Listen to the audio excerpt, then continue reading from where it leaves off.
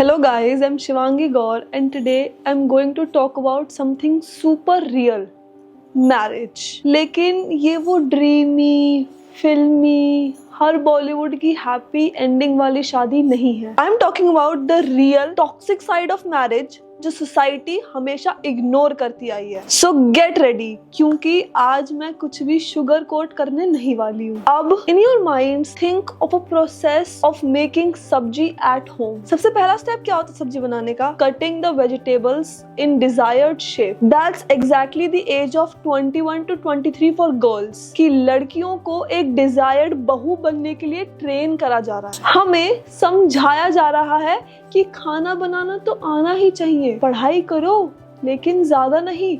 हाँ नौकरी कर लो लेकिन शादी के बाद छोड़ देना. And have sex with a complete stranger. अब ऑफ कोर्स ये बहुत अनसेड होता है क्योंकि इंडिया में सेक्स टॉक काफी बड़ा टैबू है. मतलब सब्जी बनाने के लिए जैसे हम इंग्रेडिएंट्स इकट्ठा करते हैं वैसे ही हम लड़कियों के माइंड्स में चीजें लर्न करवा रहे हैं हमारे घर वाले कि ऐसा बनना है, ऐसा बनना है, ऐसा बनना है, तो ही तुम एक संस्कारी लड़की बन पाओगे. अब 24 से 26 साल की उम्र is the pressure cooker stage जहाँ पे सब्जी कुकर में डाल के चढ़ गई है.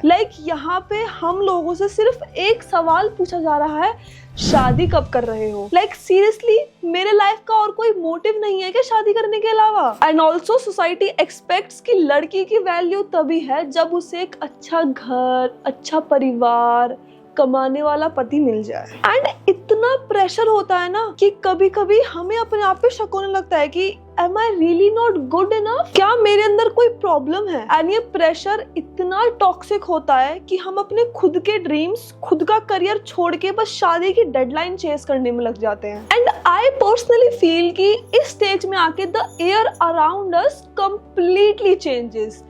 लोग हमें अलग निगाह से देख रहे हैं and all they care about is कि हम लाल लहंगे में पहन के 1000 लोगों को खाना कब खिला रहे हैं. एंड ऊपर से आंटीज आर लाइक, बेटा पढ़ाई कर रहे हो या नौकरी? आंटी मैं तो अभी ना सिर्फ नौकरी कर रही हूँ. हाँ तो शादी के बारे में सोचना चालू करो. या अगर मैं बोलूँ आंटी मैं तो अभी पढ़ाई कर रही हूँ, अरे बेटा पढ़ाई कब तक करोगे? शादी के बारे में कुछ सोचा है या नहीं?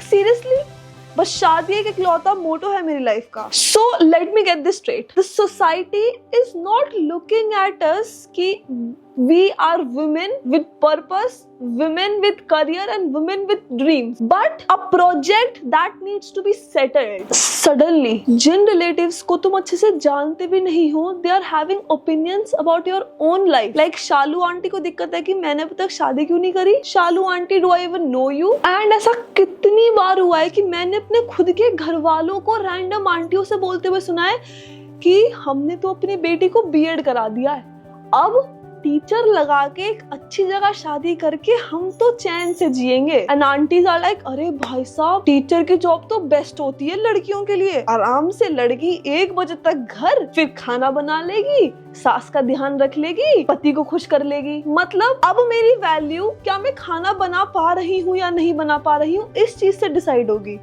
मतलब my in laws are not happy for me but they are happy कि मैं क्या एक्चुअली कर रही हूँ उनके लिए. Does that even make any sense? अब 27 से 30 साल की उम्र जहाँ पे सब्जी बन के तैयार हो गई है, सब्जी खाते खाते सबको खूब मजा आया लेकिन अब सबने खाना पचा लिया है.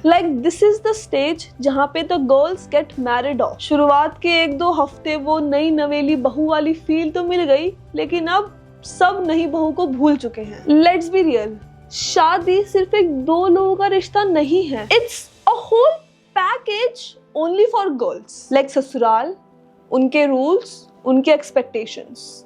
And suddenly we are expected to forget our dreams, our career. और सबसे इरिटेटिंग बात पता है क्या होती है? समझौता करो, सैक्रिफाइस करो, अपने करियर को साइड छोड़ दो, हमारी हैप्पीनेस की कोई वैल्यू नहीं है. And if you try to take up your own stand, लोग तुम्हें सेल्फिश बोलेंगे, तुम्हारी फैमिली तुम्हारा साथ नहीं देगी एंड सोसाइटी के लिए you are just way too independent. Honestly most marriages are toxic because power balance ही गलत है यार. हस्बैंड का डिसीजन फाइनल होगा, वाइफ को बस फॉलो करना है. Manipulation, marital rape, emotional abuse, इन सब चीजों को नॉर्मल बना दिया गया है एंड सोसाइटी पता है क्या बोलती है? शादी में तो सब चलता है भाई, and I have seen it with my own eyes कि इतनी सारी लड़कियां शादी के गंदे ट्रैप में फंस गई हैं। बाहर से सब परफेक्ट लगता है बट अंदर से दे आर ब्रेकिंग। डिवोर्स का नाम लेते ही उनकी खुद की फैमिली उनका साथ नहीं देती है, and they are expected to serve their in-laws only. And अगर गलती से इस टॉक्सिक मैरिज के सेटअप में एक लड़की अपने पति पे फाइनेंशियली डिपेंडेंट है and she is not working, then the consequences are lethal.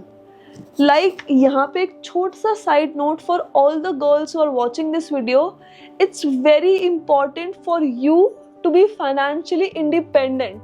Yes, आपके पापा बहुत अच्छा कमा रहे हैं, आपका भाई बहुत अच्छा कमा रहा है, आपका पति बहुत अच्छा आ जाएगा, but still you have to work, you have to achieve your own dream. Toxic marriage does not only mean कि पति तुमसे मारपीट कर रहा है.